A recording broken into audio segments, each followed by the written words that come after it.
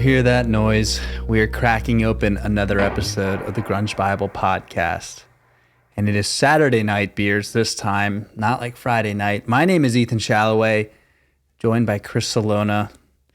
Back to normal. Last week was a crazy one. This is episode 201, and we are here to, like I said, it's not late Saturday night, but it is a Saturday night recording for us, and I'm kind of excited for it. I don't know. I'm just excited to hang out with you for an hour, Chris, and that's like the best part about this podcast.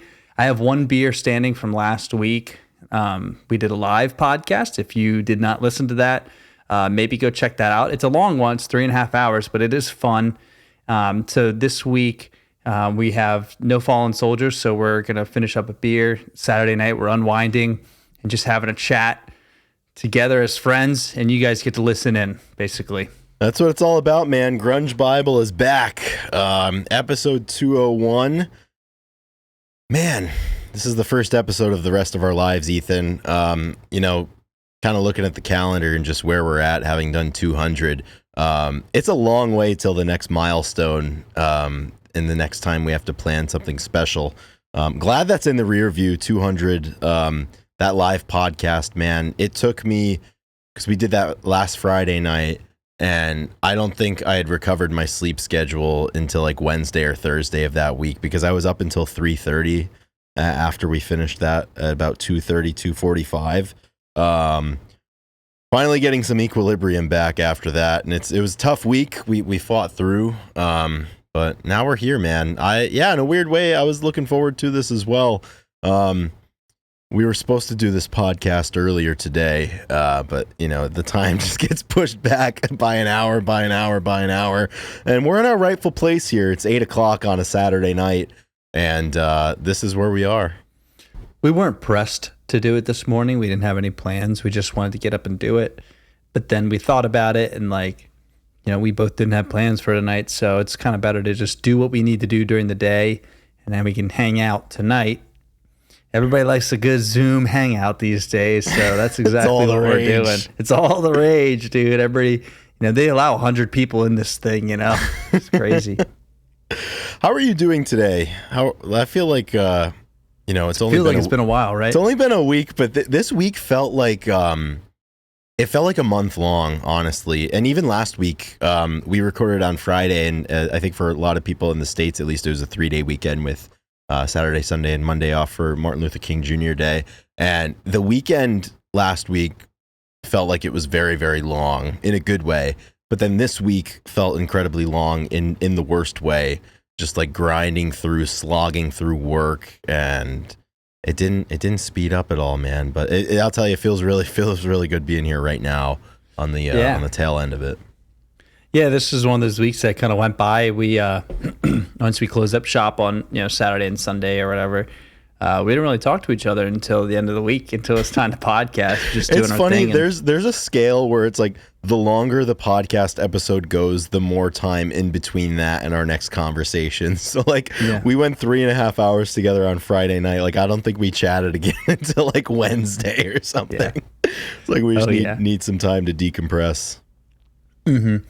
Yeah, there's just because we felt, I feel no urgency I felt no urgency for this episode. I knew it was we had a lot of topics we didn't get to from the podcast, so we had stuff kind of planned out. Yeah. This day in music, there's always stuff happening in music. There's always stuff happening. Yeah, so there's a few releases and anniversaries and this and that, and it's not so hard to put it together. And we're just kind of focusing on what we had in front of us. Yeah, and this one's great too. I'm not rushing home from a dinner. I'm not fucking up my mic setup here, so hopefully I sound appropriately adequate this episode. So things are falling back into place, and we're getting where we need to be. Exactly. So thank you everybody who is here with us right now. Episode 201. I don't know where you started on the road. If you were there for episode 1, thank you. That's incredible. And if you just got here, thank you, because that's why we're still doing it, because new people find it, and the music that we talk about may be old, but it's new to some people. It's new to a lot of people. I mean, there's just so much music that no one's mad at you that you didn't find it till right now. So welcome. Absolutely. I'll tell you, just kind of reflecting on the live that we did last week, 3.5 hours is a long time. There are a lot of people coming and a lot of people going, but I think perhaps the most gratifying part of it was just seeing some of our Patreon supporters in the comment section, like super late into the night. We started it with several members of our Patreon, and even by the end of it, past the 2:00 hour, there were still some in there going strong. And that's what it's all about. It was super fun just to kind of hang with everybody, and that's not the last that you'll see of Grunge Bible Live. I think we're looking into perhaps doing a recurring or a scheduled live, like just with the Patreon supporters, or just recording a podcast live just for the hell of it. So you can sit in and watch the process, because I've heard watching's big right now. A lot of people are watching. Is just about as good as doing. Yeah, exactly. And shoot, what was I going to say? We picked up steam at the end. I liked how everybody was asking how we were doing and stuff at the end at 3:30, right when we thought no one was on. People were kind of checking in. I'll tell you, I felt immaculate until about 2 hours and 45 minutes in, and then I started to lose steam. But then as soon as it ended, as soon as it closed off and Eric Liederman signed off for the evening, I got energized again. But it was time to go, obviously, at that point, with it being 3.5 hours into it. A long time to be sitting down. It went by so fast until it went until it didn't. It was 2.5 hours are great, and then it kind of slowed down. And yes, it's one of those things that I'm definitely excited and wanted to do it again. Almost like, I was ready to just say like pull the trigger and do it now, but we couldn't do that. I was thinking about tossing out the idea. Of course, like we did that Friday, like I'm off Monday, like dude, should we go live? Maybe, but I'm sure we'll do it again in the future. And we're able to do these things obviously because of the support that we receive and the attention that we're given each and every time we upload an episode or check in with the community. And as we mentioned a little bit earlier, there's no stronger group of people that support that and make those dreams come true than the people who support us over on Patreon. So as I said, it's the first podcast of the rest of our lives. There's a lot of people who have supported for the first 200 episodes. They've been shouldering the weight on their backs. They've been running until their lungs give up, and they put the load right on them. Exactly. So, episodes 201 to 400 here, the second chapter. It's time to get some new blood in here. If you're out there and you're listening and you like what we're doing over here, I would encourage you to check out our Patreon. It's very, very economically attainable. We have a $2, $5, and $10 level. Those monetary values have not increased at all since we instituted them. So Grunge Bible is inflation proof, I suppose. But go ahead, check things out. If you want to support us, you can make a monthly contribution to us and help this show continue to roll. And if you join at the top tier, I will say your name in great gratitude every single week, as I'm about to do with our top tier Patreon supporters. So I'd like to thank A Bit Dusty, Black Hole Sean, D-Boat, Doug Endy, Eddie Vedder got me through my second divorce, Epona, Gochu John, Jade Mercado, Jamie Lynn, Carlene Salona, King Buzzo Stole My Hair, The Michael Dooley Project, Millie, Nikki 6, Russell, Seattle 4 Fanboy from New Jersey, Sherry Matthews, Abraham is the cutest basset hound ever, and What the Fuck is Up Denny's. Definitely some familiar names there who were part of the Grunge Bible Live 200 special event. So absolutely loved that. Thank you guys in particular for spending your night with us on Friday night. Yeah. I think the main reason we didn't do one this week was I think we want to give a little more lead time for next time we do one, so we can have more people maybe plan or talk about a little bit. Yeah. Absolutely. Yeah. Might as well, right? We just need that, every whatever day at this time, but that's really hard to do. It's hard. It's the problem when you make plans, you got to follow through on them. Yeah. Oh, you're telling me plans. Which is tough. So let's move forward here. This episode is coming out on January 27th. I feel like we just started the month and now we're already finished with it. But we are recording it on January 25th, which is the obligatory mention on this day, January 25th, 1994. Alice in Chains released their EP Jar of Flies. So if you're interested in hearing about that a little bit more in depth from us, we've got a plethora of episodes with which we discuss that. Way back in episode 44, we did our proper review, our full review of that EP. We also discussed it extensively in episodes 96 and 148. So every single year around this time, Jar of Flies rears her head, and we've got to chat about it. So that's for January 25th. But the star of the show is the day the episode is coming out, which is January 27th. And we've got some good stuff here going on. Ethan, I'll allow you to kick things off here if you'd like. Yeah, absolutely. We are going way, way back to 1756, which in my calculation is what, 270, almost 268 maybe years Beats ago. me. Wolfgang 269? Amadeus Mozart is born. Imagine being named Wolfgang. There's a few out there. There's a few out there. There are still some few. I feel like you either have to have great talent that's recognizable from a young age, or you have to be born into an incredibly wealthy family, or preferably both.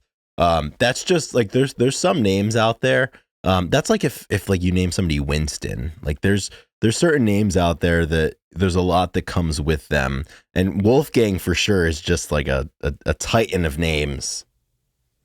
Oh yeah, it really is a great name. You have to have some serious courage to name your son that, especially in this day. So maybe we'll bring it back when I have a kid. I don't know, Wolfgang. Maybe the middle name. Wolfgang Shalloway. Yeah, I mean it's so cool. That really is a cool name. That is a hefty name. So happy birthday to Mozart, to the late Wolfgang Amadeus Mozart. Huge day here in Grunge Bible Podcast. This day in music. Let's kick it forward almost a full century. On this day in 1850, Captain Edward Smith is born. And this is important because Captain Edward Smith was the captain of the Titanic. And I've got my seafaring captain on the desk here to pay my respects to it. So as the legend goes, he was a very successful captain. And the Titanic was his final voyage. He was retiring. That was it. He was going to do the Titanic for a little bit, and that was going to be it. And obviously, everybody knows how that happened. Before it took off, that was his final one. Yeah, he was retiring afterwards. Oh my gosh, that was it. He was all done, and I suppose it was his final voyage. Whether he wasn't wrong, regardless of what the outcome was. But he very notably. And as was the standard of the day, he went down with his ship. And Ethan, I have to ask you, like, what are your thoughts on going down with the ship? Like, what I thought you were gonna say is, this is conspiracy. Get your tin hats out. Like, if he said this is his last voyage, and maybe that was his dream. How old was he? I don't know how old he was, but imagine what if he was like, really, this is be really psychotic, but be like, I want to go down with my ship. 62. I want to go down with my ship. What if that was like his intention? So you think he intentionally rammed that bird? I'm saying it's not out of the realm of possibility. If he said that, how could we know? Yeah, I'm not sure how old captains go, but from all the pictures, they are a lot older than 62. So why was he retiring so early? I mean, life expectancy back then was like 40, so he was already on borrowed time. So he figured probably enjoy some even time better, with even it. more of the time to do it. So here's the thing. I'm not saying he did. I'm just, it's just interesting that he said that before this was going to be his last one. If you were in that position, Ethan, would you go down with the ship? If I was in that position and the ship was going down? Yeah. Yeah. I mean, like, wait, I have a chance to leave? Like, I have a chance to get rescued? Well, you have a chance to attempt to leave. I mean, if it's my ship, if I built it,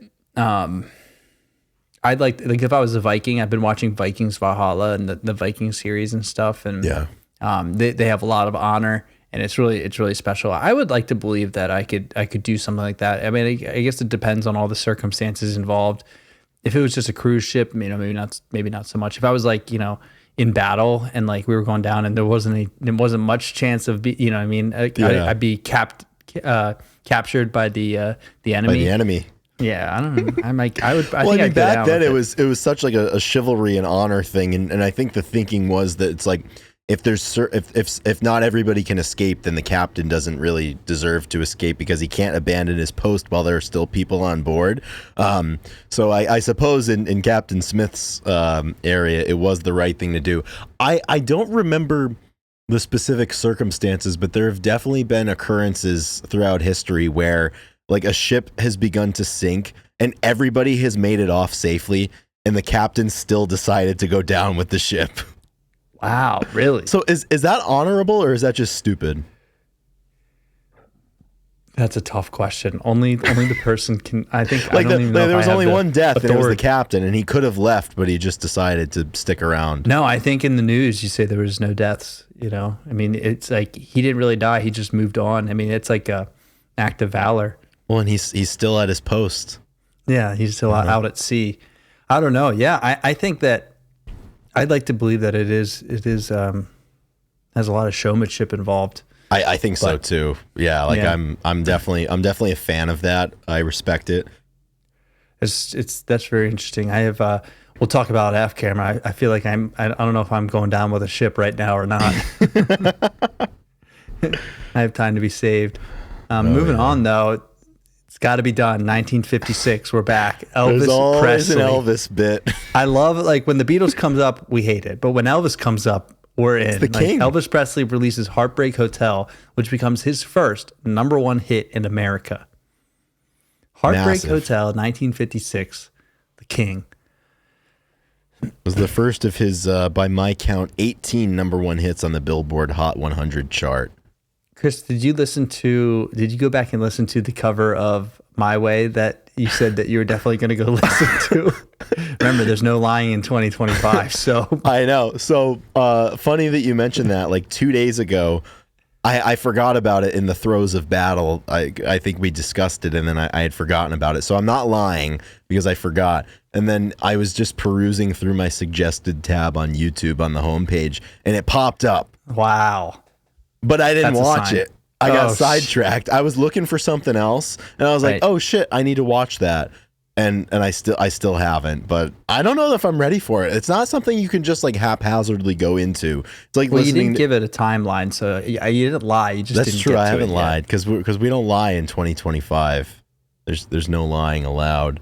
But I didn't listen to that, but I did go back and listen to Heartbreak Hotel, Elvis's 1956 #1 hit. Yet. Oh, what did you think of it? It's very mid. I was just waiting for something to happen and nothing ever happened with it, but that's Hollywood, I suppose. What they liked back in the day. That's what they liked. Yeah, that was before Elvis really, took flight in a lot of ways. So that's a very momentous day in history. Let's kick it forward to something that's a little bit more in our wheelhouse. Although lately I feel like Elvis is more in our wheelhouse than grunge, considering the amount of time we spend talking about Elvis. But on this day in 1990, Soundgarden becomes the first grunge rock band to make the Billboard albums chart, with Louder Than Love charting at number 168 on the top 200 list. It would peak about a month and a half later, peaking at number 108 in March of 1990. So everybody thinks, that Nirvana was the first to make success, but I believe Soundgarden was the first to sign to a major label and apparently the first to chart on the Billboard 200. That's a great record too, Louder Than Love. Not to be confused with the Grunge Bible official workout playlist, Louder Than Lift. The critics, the jury is out as to which one holds more significance in the pop culture world. And it's not our call to make. That playlist is definitely moving up in the Billboard charts as well. I'd hope so. I'd hope so. 200 ranked 200 albums is pretty ridiculous, and peaking at 108. You don't need to rank that is 200 great. of them. That's a lot. Yeah, that's like, and I'm glad it made the ranks, but 168, 108. I mean, is that every album? Was that like, it's just all? Was it all? It's every album at the all time music? based on, Yeah. I don't know how they aggregated. It was probably album sales or something, or radio play. And there's a chart for everything. You can juke the stats enough to make the charts. But the Louder Than Lift, I want to bring that. Maybe we'll talk about that after we finish up. We'll this chat day about it a music. little bit. See if we've used it. See if see what's going on with that. This Day in Music would not be complete if we didn't talk about Billy Joel. So This asshole keeps popping up here. And of course, it's about his residency at Madison Square Garden, because on this day in 2014, he begins that residency. It would last until July 25th, 2024, his 150th total show at MSG. 150 shows at MSG. People die to play there once, and Billy Joel just hogged up the calendar for 10 years. He was like, I'm staying. He's like, I'm gonna stay. He's finishing his coffee, and what a cup of coffee that was. I'm quite happy it's over. You saw it? No, I've never seen Billy Joel. Oh, wait. I've seen Elton John, if you're confusing. I always confuse them. Yeah. That's a common error. No, I've never seen Billy Joel. Although I did have an opportunity at one point to see Billy Joel at MSG. Of course. And I turned it down. I was talking like quasi like going out with this girl at the time. And I think she was given like Billy Joel tickets for her birthday or something, and she invited me to use her other ticket, but things were ending at that time, and I didn't feel like it was appropriate for me to go. Much less, I didn't really want to go see Billy Joel, I suppose. I don't know, but like he's one of those guys, man. Like you talk to somebody who just saw Billy Joel in concert, and they rave about it, man. Like there's some dudes at the gym that I go to, like the blue collar gym, like not people that I would expect to get down with the Joel. And somebody was like, yeah, man, I just bought tickets. Like I'm so excited to see Billy Joel. So I don't know. It's just one of those things. Maybe we should definitely do an episode pinning Billy Joel versus Elton John and do an extensive list of who's better. I'm Team Elton, so yeah. I'll take saying. Billy then. I'll go Billy Joel. The heavyweight battle. Both, really similar. I think I just looked up 75 and 77 years old, so they're similar in age. They both have two first names, Billy Joel and Elton John. Always difficult when they have two first names. Well, they always say like you can't trust people like somebody that. with two first names. Right. And their middle names are probably going to be Wolfgang. Michael. Well, if it was Wolfgang, then they're let's see. Oh my gosh. Dude, do you know what Elton John's middle name is? I knew it was something outrageous. I just looked it up. Sir Elton Hercules John. That is not another first name. Well, I guess it is, but that's crazy. That's mythical. Hercules, yeah. Holy cow. Yeah, he's fashioned himself into a legend, although important to note, his birth name, a little bit less cool, maybe one or two notches down on the cool chart. Reginald Kenneth Dwight. Wait, that's his real name? That was his birth name. And then he changed it to Elton John? Oh, yeah. I didn't know that. Mm-hmm. Wow. I mean, there's a long tradition. I mean, that's like... I'm sure you have no idea who David Howell Evans is. That's that's U2's guitarist, The Edge. That's awesome. Wow. Yeah, I did not know that. Yeah, there's a lot of people that trick you. They trick you with their names. Like what an ego you must have to be like, no, I'm The Edge. Yeah. Well, that's just his stage name. I mean, right? I mean, I don't know. Did he formally change his name to Edge? Probably, with how ubiquitous it is to him now. I'm sure, like, when he signs his tax documents, he has to sign The Edge. Wow. William Martin Joel. Prince changed his name to a symbol for a while, and he was the artist formerly known as Prince, and it was like his little whatever logo doohickey thing there. Yeah, man. Yeah. That's crazy. Maybe that'll be a publicity thing that we do at some point for Grunge Bible to kind of draw some buzz. Maybe we'll have to change our names to something outrageous, but we'll get an NFT going. Exactly. All right, we've got one more item left on This Day in Music. Also, this day in 2014, coinciding with the beginning of the William Joel residency at MSG, the great Pete Seeger dies at age 94. And if anybody out there has seen the Bob Dylan movie with Timothy Chalamet, you'll know Pete Seeger. I saw that movie a couple of weeks ago. Yeah, it was super good, man. I didn't really know like what the acclaim was or what the critics were saying beforehand. I just kind of went in blind. Like I like Bob Dylan. I didn't really know much about Timothy Chalamet. I was impressed. It was a good film. And I think the thing that I'm most excited about is that there's definitely a lot of people that went to that movie simply for the fact that they love Timothée Chalamet, and perhaps they were introduced to a lot of really, really great music. The fact that, somebody out there could get introduced to Pete Seeger in that way, or obviously Bob Dylan or Dave Van Ronk. It's cool. Joan Baez, like it's really cool that, something like that was made so accessible to a lot of people. Cause I don't think the kids are listening to Bob Dylan, without something like this. So it's definitely fine by me. I thought it was a good movie. I heard that it was, he did a really good job. I was really impressed. Yeah, he did a great job. I heard the plot though was kind of like, there wasn't too much of a climax or like, that much of a resolution. It was just kind of going through time events that were also like, if you like the people that if you know about Bob Dylan, it's like nothing kind of new. And it was it was over the years that was like heavily documented already. Because there's been a bunch of like documentaries about it. So one of the most influential musicians in American history. And I think if you didn't know anything about Bob Dylan, the story would have been more captivating, I think. Yeah. And I'm sure, like I said, he did a really good job, and it was a good movie for acting purposes. I was really impressed with him, and like the fact that like he learned to sing and play the way that he did. It's always fascinating to me when musicians are able to, completely, or not even musicians, actors are able to transform themselves into musicians, or, into people that you could never expect them to be.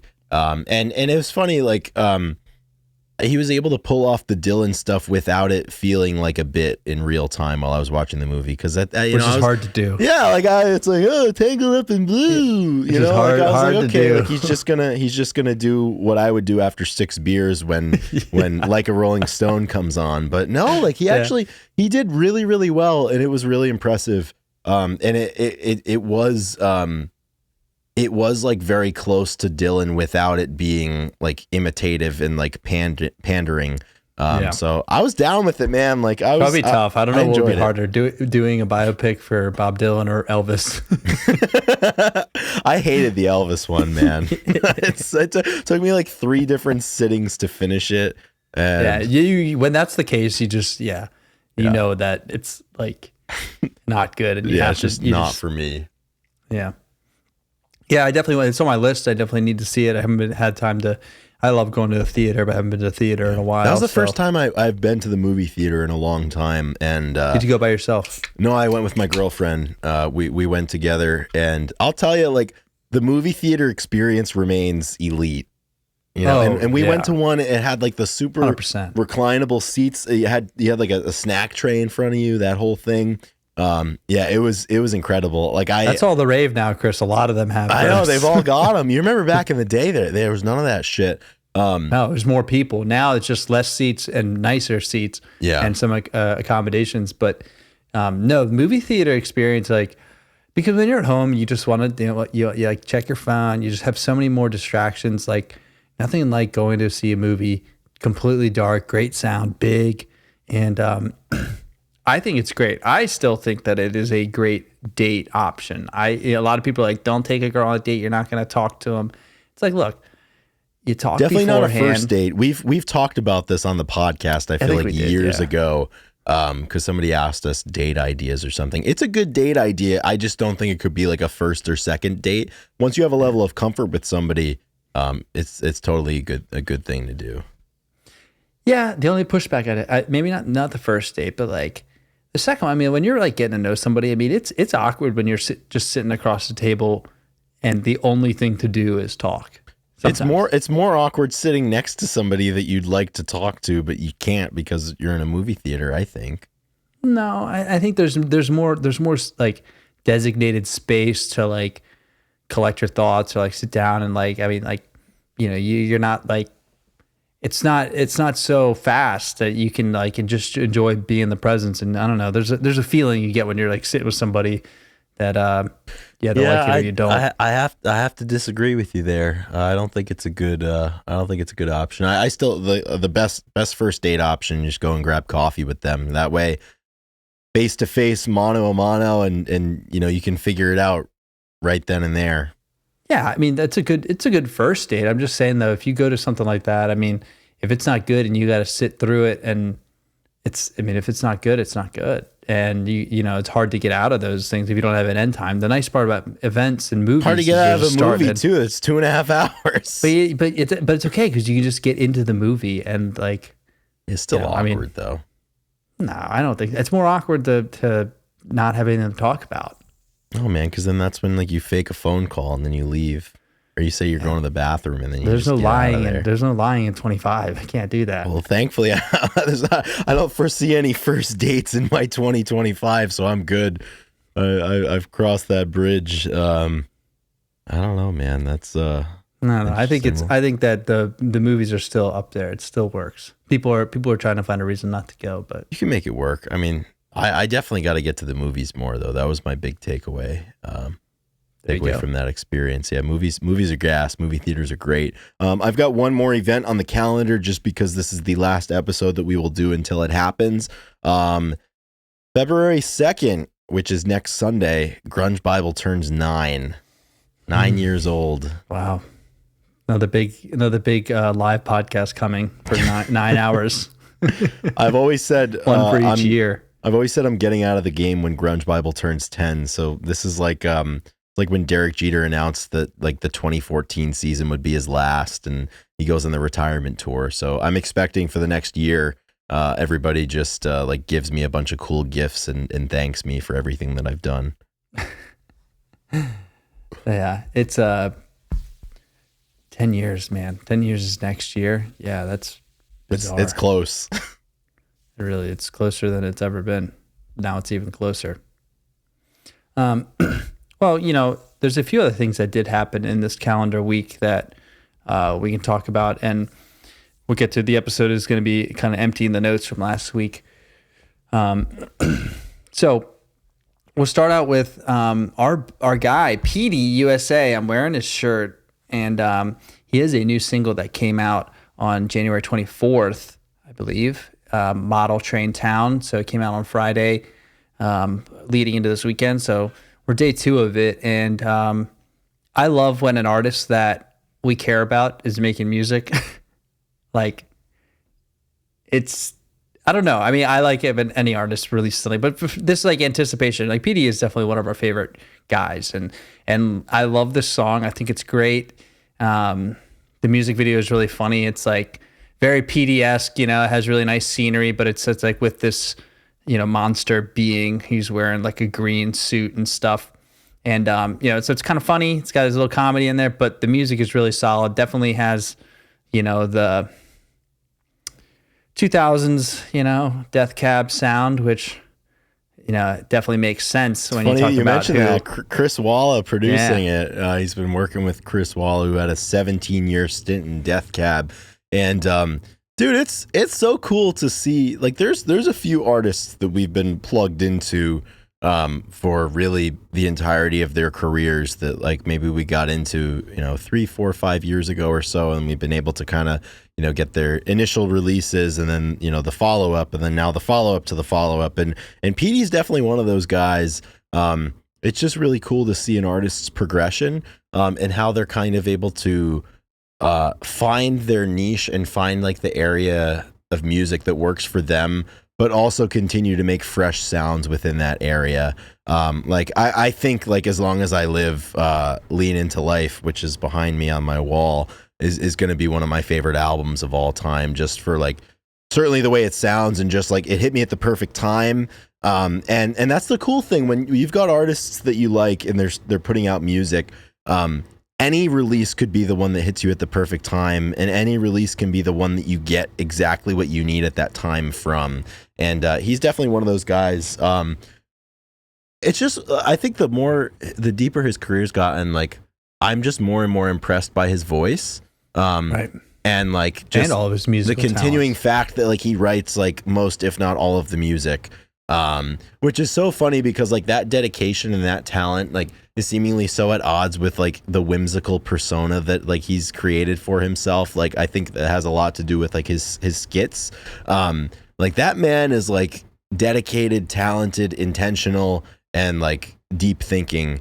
And it's clever. And it's so cool to see it through his music. And got to plug an old episode. We had him on for episode 122 about a year and a half, 2 years ago or so. I was gonna listen to that on my drive home. I wanted to go back and listen to it again because it's been a while.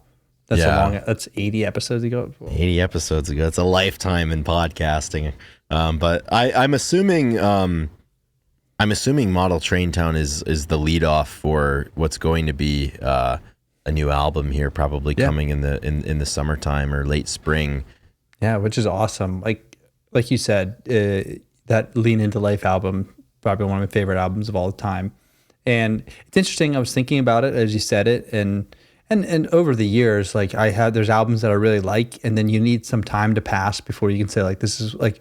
Usually, if an album comes out and someone says like this is one of my favorite of all time, you're just like, yeah, but that's kind of bold for you to say because you haven't had much time. You haven't spent any time with it, yeah. Yeah, well, and you probably did spend a lot of time listening to it, but then as time passes, does it hold up the passing of time? Right. And it's like every time I go back and listen to the Lean Into Lifes or Talon of the Hawk or certain it sends me right back to that time when I first listened to it.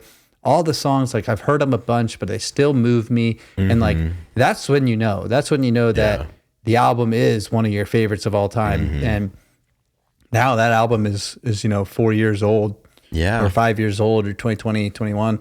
And, it's so good. And his newer albums, was awesome last year. Yeah, USA.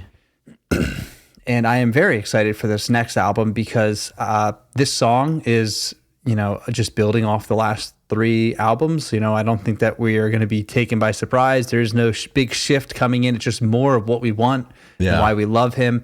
And, we're in the sweet spot of the career. Like, we are. Like, we're in the sweet spot of the career. We don't need to worry about anything. Like, who knows what the album he'll release 15 years from now. I'm sure we'll love it. But it's so cool to be like, oh yeah, more of what we want. Let's go. Oh yeah, it's great. Where if like Pearl Jam or somebody like makes something that's like their first album, you're just like, oh no. But like, no, we're in the sweet spot, baby. Yeah. More. Yeah, we're rolling at full steam here. It's interesting, like the comment you made about how like big of a call that is with a new album to like already anoint it as like this is one of my favorites. And I think one of the most bulletproof litmus tests for that is regardless of how old or new something is, like you can easily tell how much somebody values it just exclusively based off of how much time they spend bending other people's ears about it and how many people they've recommended it to. And like I couldn't even begin to count the amount of times that I've like interjected like Petey's music into a conversation about music or just recommended it to people that I know like music.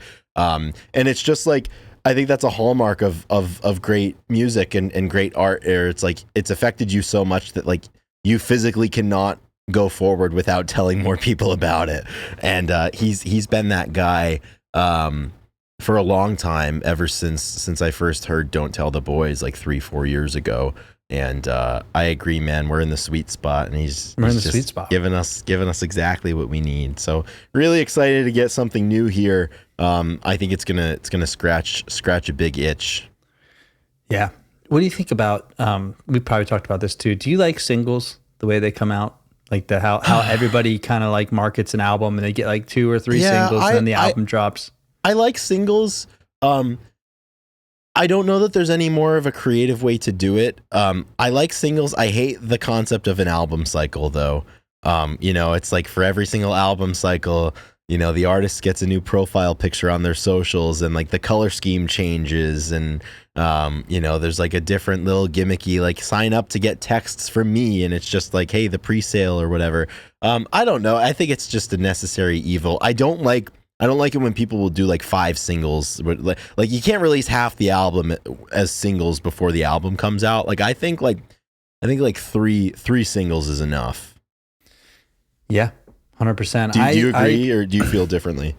No, I do agree. I know that people have been doing singles forever, right? Forever. Right. It seems like forever. Yeah. And I don't know, it makes more sense when it comes on the radio, but I think the way that like when singles come out and there's a month till the next one, and just how much it gets listened to, like back in the day, you listen on the radio, it's like a single, and then like it wasn't overdone. But now it's like we're sitting with one song for so long, and it definitely builds. It builds up this imbalance in the album that when the album comes out, you have the few singles that you've heard a bunch, and it just, I don't know, it skews it, and like, oh, they chose sometimes it's nice. It's like, oh, they chose these songs to release, but like, I would just love to, and maybe, that's why people do like pre-releases if they're, paying Patreon or something like that. But like, it would be, I know there's one artist that, they get like special songs, which is really cool. And I didn't think I'd be interested in that until, right now, thinking about it. Like, but I would love if the album just kind of dropped, did like I think Billy Corgan did it with his album. And if, people do it, it's like, I'm just going to. Yeah. Where it just like no announcement, and it just pops up. I love when artists do that too. I think sometimes it can be kind of hard to negotiate that. Ethan, right, because it makes you so much more money if you don't do it that way. Well, that's the thing. Like, there's a reason why people do like 5 or 6 singles and release half the album as singles, because it makes them money. Ethan, I'm gonna reference one of your favorite musicians right now, but hopefully, we can put aside, you can put aside your thoughts to maybe appreciate this. So I think it was back in like 2015. Probably at the apex of his commercial success and maybe critical success, but your favorite country musician, Eric Church, had a couple of albums in the early 2010s just completely go gangbusters and go platinum, all that stuff. And he released an album in 2015. I think it was called Mr. Misunderstood, and completely unannounced. And he set it up so that he had his like private fan club, like his like exclusive like hardcore fan club, which he called the Church Choir, and they were the first people to get his new album. It was completely unannounced, and the only way that people found out that Eric Church was coming out with a new album is that every single member of Eric Church's church choir went out to their mailbox one day, and they had a copy of the album from Eric Church just in their mailbox. Like that's a cool way to do it. And it's just different things like that like immediately earn my respect, because I'm sure you take a little bit of a haircut financially to do something like that. And it's just a cool gesture for like the people that are at the epicenter. The same way of like giving access early, or, sharing demos or something with like a fan club or something. I think fan clubs, you got to do more with fan clubs here going forward, in the same way. Watch out. You're walking us into some big promises to the Patreon people. I know. Well, hey, we want to go live. We want to do that shit because it's the people that deserve it too, because without the hardcore fans, without the fans that are there for you for every release, what do you have? You don't really have much. What does the 10 Club give you? Well, that's the thing. The 10 Club used to be the shit, man, back in the day.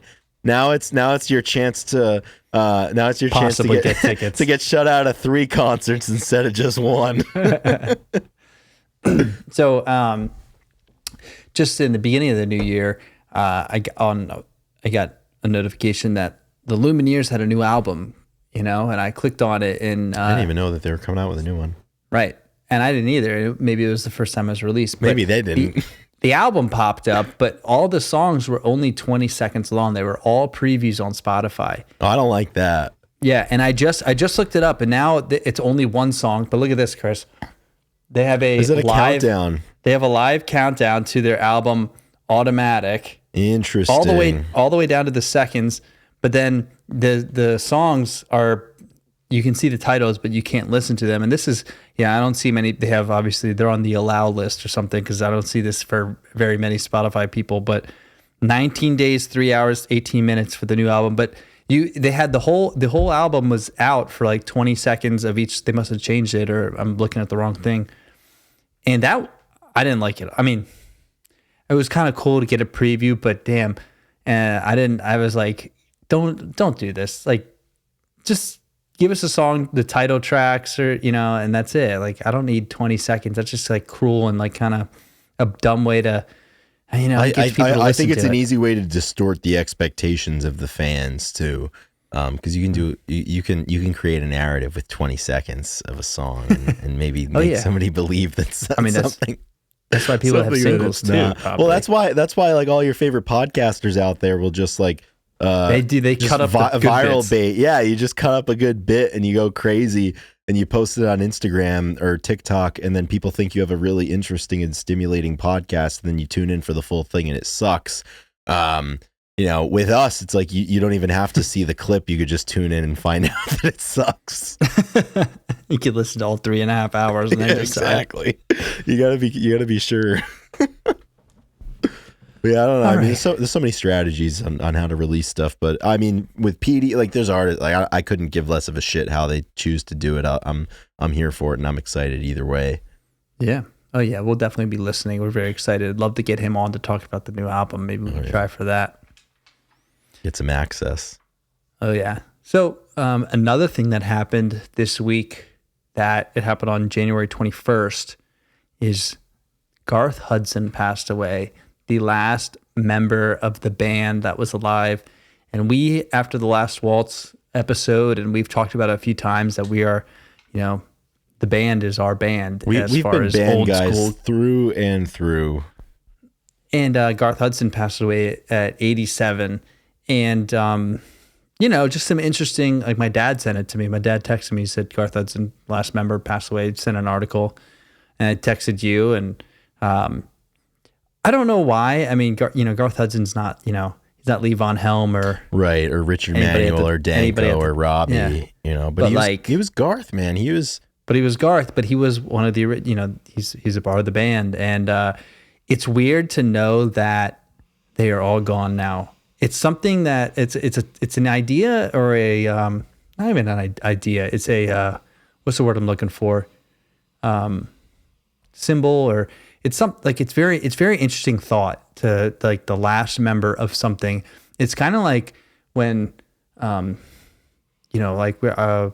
family trees, right? Like when we had a big gathering over Christmas, and it was my mom's side, her parents, and there's like one of three, like the top of the tree, there's 3 brother and sisters, and one of them passed away recently. So now there's like 2 left on the tree. And like once that area of the tree is all gone, then each little, the next section, like they are at the head of their tree. Mm-hmm. I don't know. It's interesting. Like once they pass down the control of like who is in charge of getting the family together, basically. And,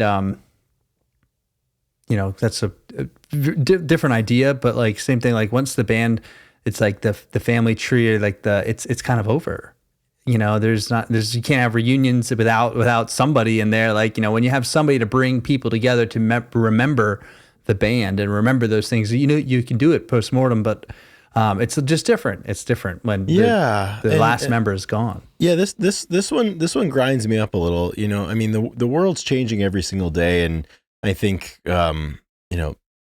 nobody needs another reminder every day of, how time is passing and how we're all getting a little older. But, when with Garth Hudson dying, as the last living member of the band, and now there's none of them left. We lost Robbie a couple of years ago, and Levon in 2012, I think, and Danko earlier, and even earlier Manuel. It's just like some of that music, and it just feels a little further away now. It feels harder to kind of get a grasp on, and it's an interesting thing to feel the transition from living history to history.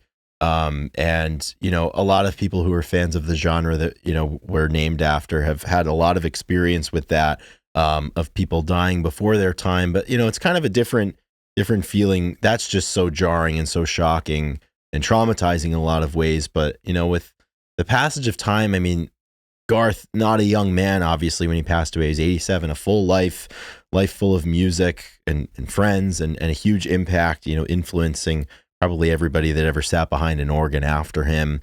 And the band, having inspired so many people. The Wait's got to be one of the most covered songs of all time. It just all feels a little further away. And it's a weird thing too. I don't know if this happens to you, but the older we get, my thought of what time period was 5 years ago, 10 years ago is always lagging behind. So Sure. like I remember when I was, I don't know what if it was like 2012 or 2015 or something. I was like, oh, 10 years ago was the 90s. Like I was a little kid. Well, no, it's not. And with the band and fans of the band and people who like this music, it's like, oh, like the heyday, you know, Woodstock era, whatnot. It was 30 years ago. Well, no, it was, you know, it was over 50 years ago, 55 years ago, 56 years ago. This August, it'll be the anniversary of Woodstock. And with that passage of time and with that lagging of how much time has gone by, you know, all these people have been getting older. They're getting older and older, and it's tough. We've lost so many incredible musicians that have come of age and reached a full life and passed away over the last 5-10 years. And it's tough looking ahead, knowing that there's so many musicians that are now in their 60s or 70s or pushing into the 80s now that we're going to be losing, because that's just the fact of life. Obviously, it's that people pass away.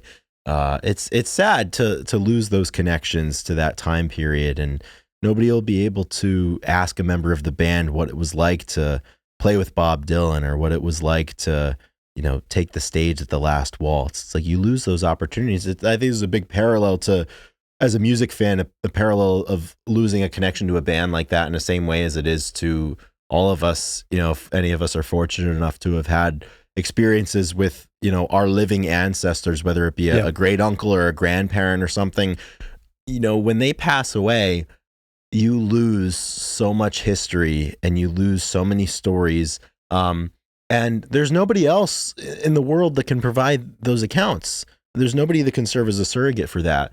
And it's just it's tough to, when you lose something like that, it's tough to come to terms with that, I think. And I've got my old man's parents passed away long before I was born, but my mom's parents, my grandparents, are still alive, and they're in their late 80s. They're both older than Garth Hudson was, to tie it back into this. And any chance I get, you know, I just sit and talk about nothing at all with them, and I just try to get them going, talking about stuff from, you know, their childhood or what it was like growing up and stuff, because when they pass away, you lose that connection, and it's something to be cherished, and it's something to make note of as much as you can, because when they're gone, that's it. And when you lose a connection to a group that was as important as the band, I mean, that's it. It's over. Yeah, and so I was thinking about the Bob Dylan, you know, and he is 83, I believe. So like, you know, the movie came out, and, you know, people are able to look to Bob Dylan and be like, what do you think? He'd be like, you know, it's good. I think he said like, oh, it's good. He didn't really say too much about it. And actually Timothy never met him, actually, which is crazy. But like, you know, you're talking about Bob Dylan, his career, and he's there to kind of like say like, yes, like this is, you know, accurate, whatever, however you want to say it. It's well documented. And, you know, now with the stories about the band, like there's the firsthand experience. Now, granted, the other thing I was going to say is the nice part is you have people like Bob Dylan that did play with them, or you have, you know, there are stories, but then there is a time when there is, like you said, you didn't have a connection with your grandparents. So all you can do is hear stories from, or like on your dad's side. The only way to hear those stories is by talking to him. Right. And the nice part is on the other side with your great grandparents, you'll be able to tell your kids about them because you had experiences with them, and you can. Yeah. But like, there's a time when, you know, if you didn't have direct impact and you're going off of stories, that connection is lost, and it's really, it is such a, like you said, so much history and stories are lost because they're not able to be told anymore. Well, one element that I think about that a lot with, I remember being a kid, and you walk in Saturday morning, Sunday morning to your local Dunkin' Donuts or McDonald's or Wawa or something, and all the old timers are sitting around the table with their little cups of coffee. And I remember as a kid, they'd all have, you know, they'd be dressed in their like button-down shirts or whatever, you know, their handkerchiefs in their pockets, and they'd all have the Blue hats. jeans. They'd all have the hats with veteran hats on, and they'd be World War II veterans when I was a kid, and or, you know, if they served in the Navy, they'd have what ship they were on and all that stuff. And I mean, now 20 years later, there are really no World War II veterans left, and the Vietnam veterans now are the age that the WW2 vets were when we were kids. And it's just the passage of history like that, you know. And once they're gone, you lose those accounts. And thankfully, with something like war history, or a group as important as the band. There've been painstaking efforts to make notes and accounts of what those people were thinking and what they went through and what their experiences were and what their accomplishments were. But there's so many elements in life that I think when somebody passes away, it's like you're just left with a big feeling that like you missed an opportunity to really learn that stuff about somebody. Every time someone passes, you're just like, you can't believe that you missed it. Mm-hmm. An opportunity, even if you did talk to them a bunch. And yeah, that's another thing with my grandparents. Like, go and you wonder what is important to ask. Right? Mm-hmm. What stories do I ask about? But really, it doesn't matter. You just gotta talk, and like you never know what's going to be important. And the smallest thing are the important things. And as far like you said, with the stuff that is, that we talk about, the albums and the bands that everybody knows, the stories that everybody knows, Eddie Vedder climbing up the rafters, right. The unplugs, and Kurt's like voice Jerry cracking. Eating a bad hot dog and unplugged and having food poisoning. Like the stories that everybody knows are the stories everybody knows. And then, but then you talk to like Scott Crane. We had him on. He tells stories that we've never heard before, and right. the small details of like, the hands were bigger. They lived on an island. They didn't have, people don't realize that they weren't interacting with a ton of people. They were just making their own music, and that's how the sound developed, and this and that. And those things are so cool, and like a different, like a little smaller details in history that just really spark your interest and all the intrigue and all this stuff, and it's really quite amazing. And and moving on, unless you have anything else to say about this, kind of in the same vein, another thing that happened during this last 2 weeks was Mac Miller, his estate, released an album, Balloonerism, and it came out on January 17th, 25, and this album was there was some stuff that was out on the internet, some loosies they call them, some songs that were around, mm-hmm. and you could listen to them, but they remastered them and put them together in an album and released a lot of stuff that was lost, and a lot of these artists have recordings that don't make albums.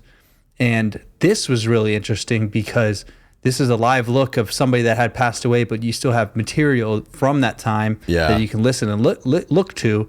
And I listened to it. I pretty much got through the whole album. I've kind of jumped around a few times and just seeing what people are writing about it and how like haunting it is, and how like, and it's very, this is one of those times where, when Cornell passed away, people look to songs that before and like, oh, this is very telling. And then you look at somebody with music that wasn't released, and you get to read the lyrics or hear people talk about it, and it is haunting, and it's really interesting. And this is an interesting way to preserve history and kind of keep them.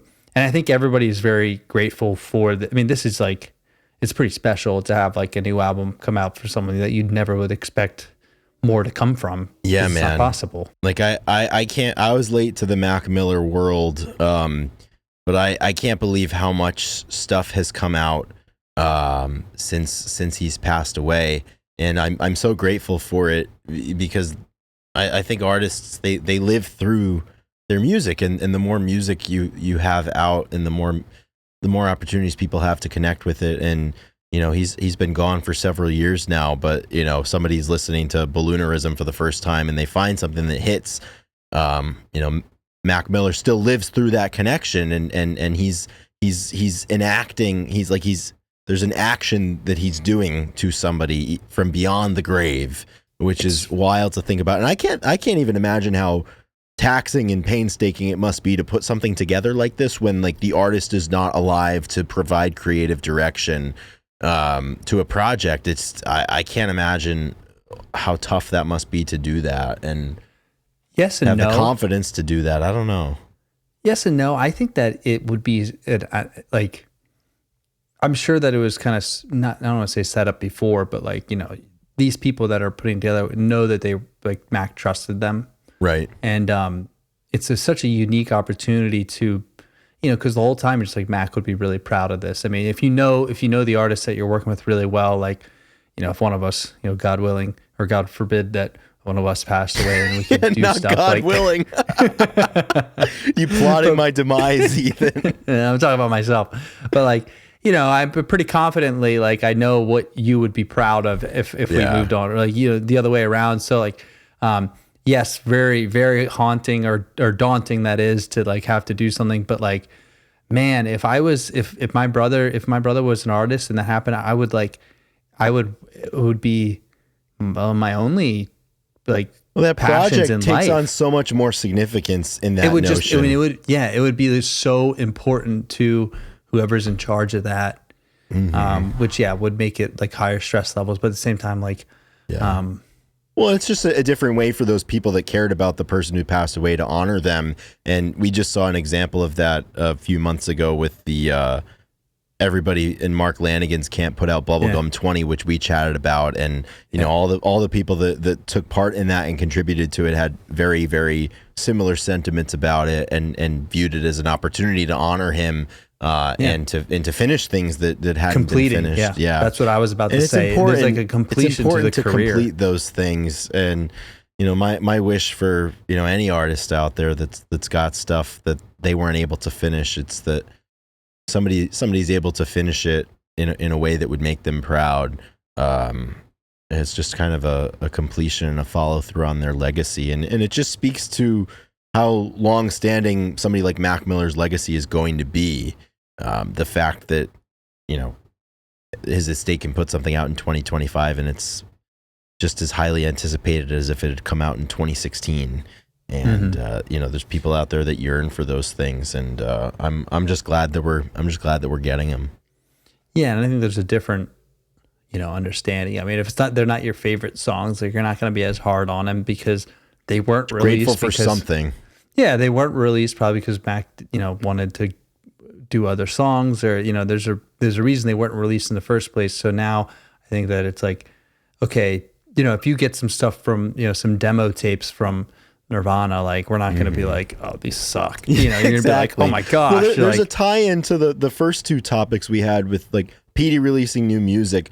That feeling that you get when an artist you love is putting out something new, and you don't know how it's going to affect you. You don't know what it sounds like. And then with Garth dying, it's like there's no more opportunity for him to lay something down that's new. It's just the old stuff. And Mac, obviously, having been gone for an amount of time, it's crazy that you can still get that experience where it's like I'm listening to something from Mac Miller that I've never heard before.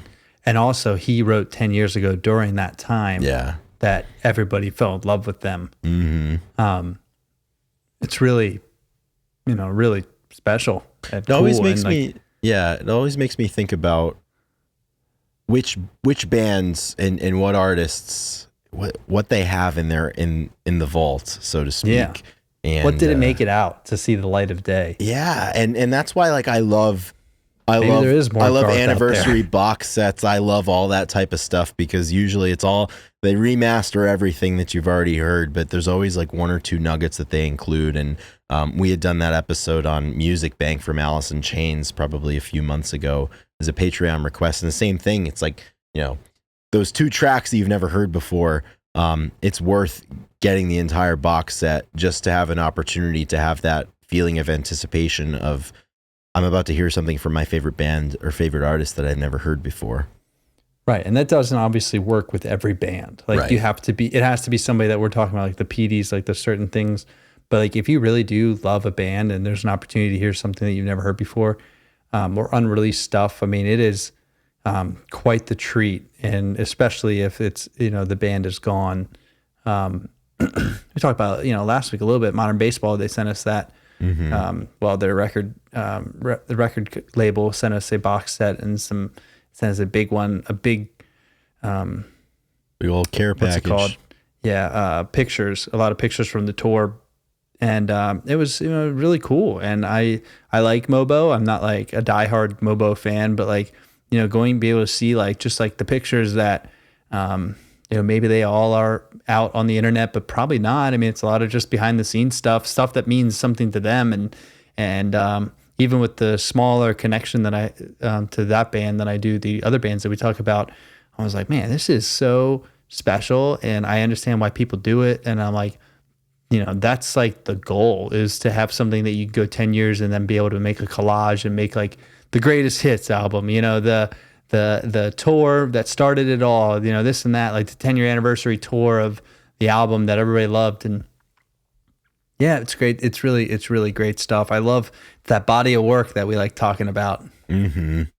Yeah, because it persists, and you know, you never know who it's going to impact. And just to kind of tie in a couple of things with the page turning 9 in a week, and today being the 31st anniversary of Jar of Flies, like I think there's only 7 songs on Jar of Flies. It's like how many goddamn times I've posted it, or how many times we've talked about it. But this conversation kind of reminds me that it's like, you know, like, no, you still post it because there's somebody out there that's going to be hearing it for the first time because you're posting it, or there's somebody out there that's going to maybe give something a shot because you're talking about it. And that's how, you know, this music perpetuates itself. And it's interesting. Like there's probably few releases that I know better at this point than the Jar of Flies and the Tens of the world and the Bad Motor Fingers of the world. And you know, I don't turn to them as much as I used to in the past. And I've kind of, I don't know, in a weird way, like become numb to some of their effects, and I've forgotten the way that I connected to them at one point in the past, just because I spend so much time posting about them and like, you know, the dreaded C word, making content about them. But it is a great responsibility and a privilege to be able to be the conduit for somebody that's hearing it for the first time. And just like talking about all these different things today has kind of reminded me of that. And it's cool to be able to maybe play that part. And every so often we'll get DMs, you know, and somebody be like, hey, like, you know, like 3 months ago you posted this song by this band. Like, anyways, I've gone into them and like they've been great, and like they've really helped me a lot, and like I love this music, so thank you.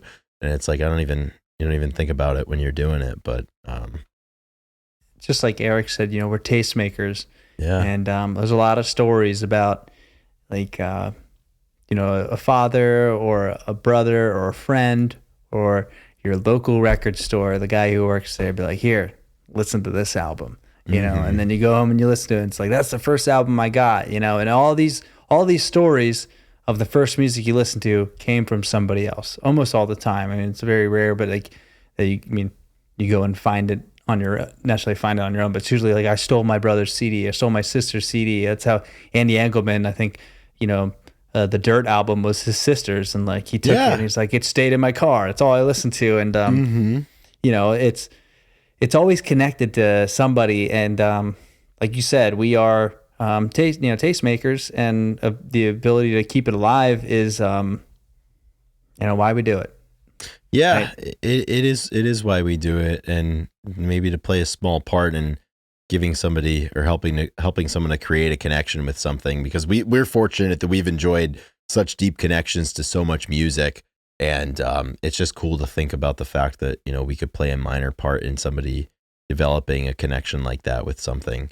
And I hope that we continue to do that, and I'm glad and I'm grateful for every chance that we've had to do that. That's why, like, you know, when something gets in our ears, Ethan, like we don't shut the fuck up about it. Like, we'll talk about it and talk about it and talk about it. I mean, like, we've done 201 episodes. I probably feel like 110 of them we've probably mentioned Petey at some point, or the Wonder Years, or, you know, Delicate Steve or something. And I mean, that's why, you know, like, if you got people in your life that you know, are big music heads and that are into it, and you respect their taste, like, if they don't shut up about a band or something or an artist, you should take note of that, and you should check out what they're saying, because there's a reason for that.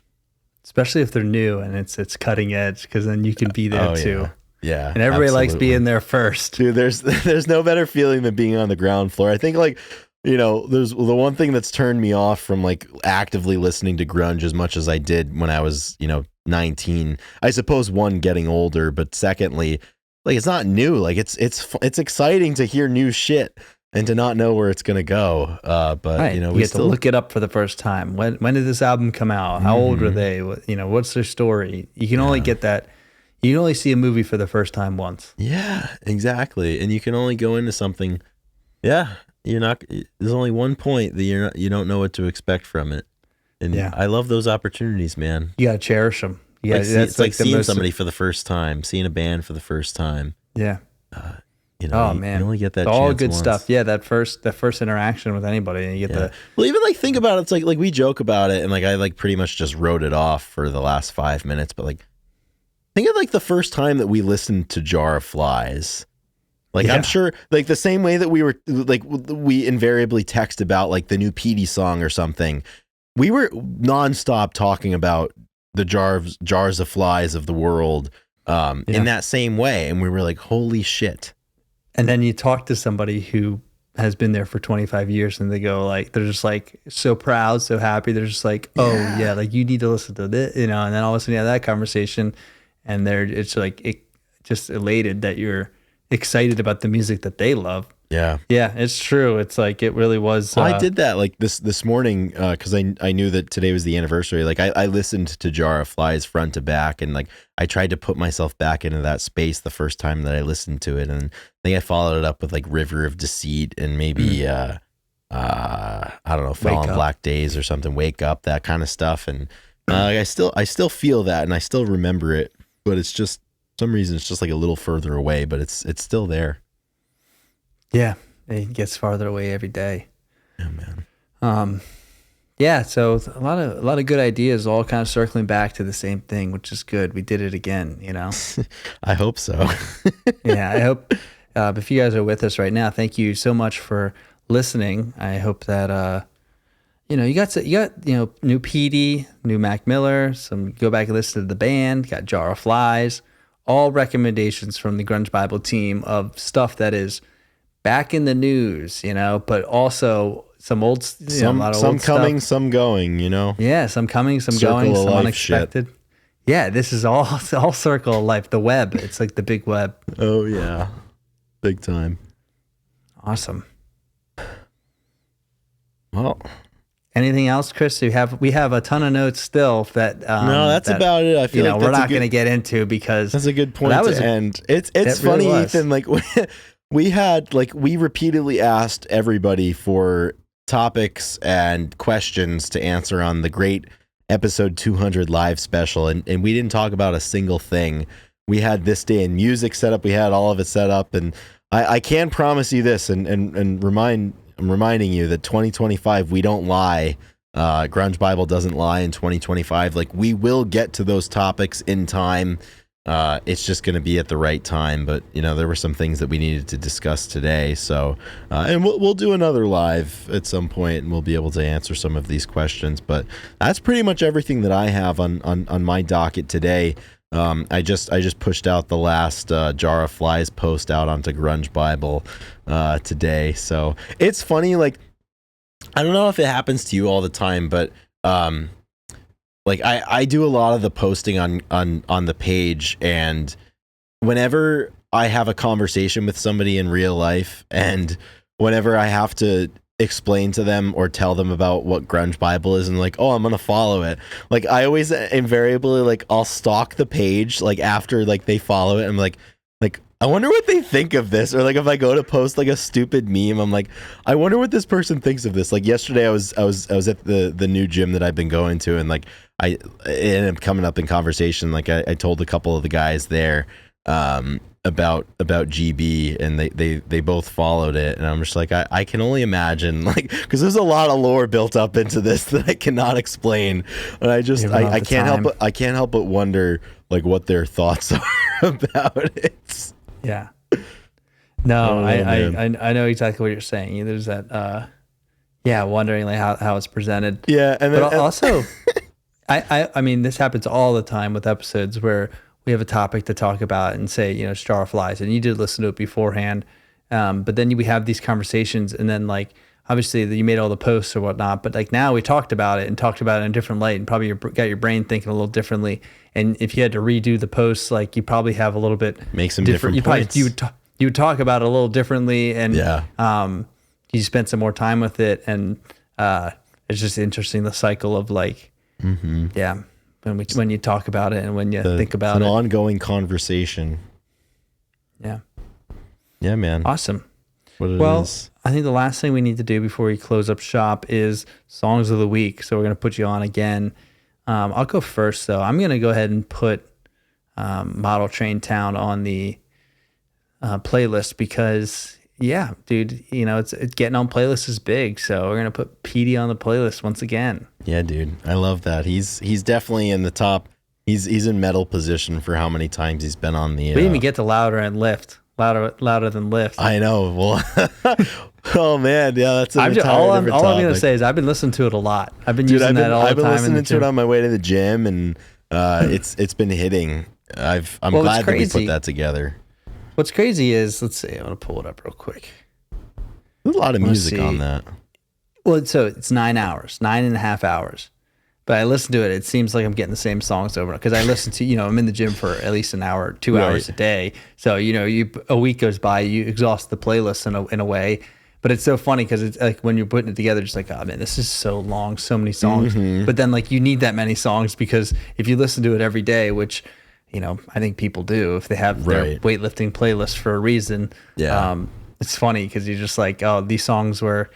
cool. This one's on. Now it's like, this song again, even though it's a 9-hour list. Oh yeah, big time, 100%. I'm glad we put that together. What's your song of the week, Chris? Dude, I'm going back to a classic, and one that we've got a lot of history with. I'm going with "Dead Flowers" by Townes Van Zandt, the song that closes The Big Lebowski. Nice. It's been a bit since I've watched the movie. Tonight, honestly, man, it might be time to might be time to settle in. And it's funny, you talking earlier about how you have experiences with songs and that feeling kind of fades away. Like I still very vividly remember sitting in your dorm watching The Big Lebowski on a Sunday night. I think we had gone to the Pitt versus Louisville basketball game in the afternoon, and then you, me, and Chris. I think we grabbed like Ben and Jerry's pints at the convenience store, and then we went up to your guys' dorm and we watched The Big Lebowski. Like I still remember like watching that for the first time and hearing that song at the end. Like I still remember the way I felt. But yeah, I was listening to some Townes last night, and inevitably you end up back at the Stones cover that he did, "Dead Flowers," and just perfect, man. Yeah, man, I love that song. I think I'm going to have to listen to that as well. I will because I'm not lying. That's awesome. Well, that just good about wraps her all up. Yep, now we're rambling. Yeah, we're rambling again. Thank you, everybody, for giving us the time and the support. It means a lot. And we have more things coming, more things down the road. So stay tuned. Keep coming back, and we'll be right here. Big things coming soon. Right? Yeah, until further notice, we've got a long time. I guess 4 years might be kind of cool. What is that 212 or 208 would be 4 years, and then it's 250 and then 300, I guess. So we got to hit a couple more milestones here before we get out of the podcasting game, but we'll be here for a while. Everybody keeps saying that's a really big accomplishment to get 200 in a row. So. That's the thing. Like I was telling some, because they were like, oh, like what's this page? And like, oh, you have a podcast. I was like, yeah, like how long you been doing that? I was like, oh, like we've done 200 episodes like once a week. They're like, wow, that's impressive. I was like, I don't know, I guess. Yeah, I mean, 4 years, it like in the beginning when you're like, oh, you have a podcast, but now you've been doing it for so long, you're not new to the game, which seems like, there's always new podcasts coming around. Yeah, we've stood the test. We're in the top percentile of all podcasters for how long they've done it for. Oh yeah, we did not quit. Yeah, 200. Yeah, we're not going anywhere. In the words of the great Townes Van Zandt, close your eyes, I'll be here for a while. That's amazing. That's how I was listening to the live last week. I'm sure people fell asleep at the wheel. There's no rush. We'll be here. That's great. We'll leave the light on for you. Oh my gosh. All right, Chris, thank you so much. It's been great. Thanks, man. That was some good hanging out Saturday night. Wherever you guys are out there listening to it, hope you enjoyed the last little bit of time that you spent with us. Thanks for spending it with us. And as we said, we'll be here for a while, and we'll be right back here for episode 202 next week. So hope to see you then. Hope to chat with you then. Take care, everybody. Thank you to our producer, Drew McFadden. Especially. He had the week off last week. I stepped in as producer, so. Yes, thank you so much, Drew, for everything you do. So I'm sure that he'll He listens to every word that we say. So if you, it's hanging on every word. I know you're listening. So thank you, brother. Thanks, all right, Drew. guys. Enjoy your week. Rock and roll. Enjoy it. Let's make it a good one, everybody. Rock and roll. See y'all later down the trail.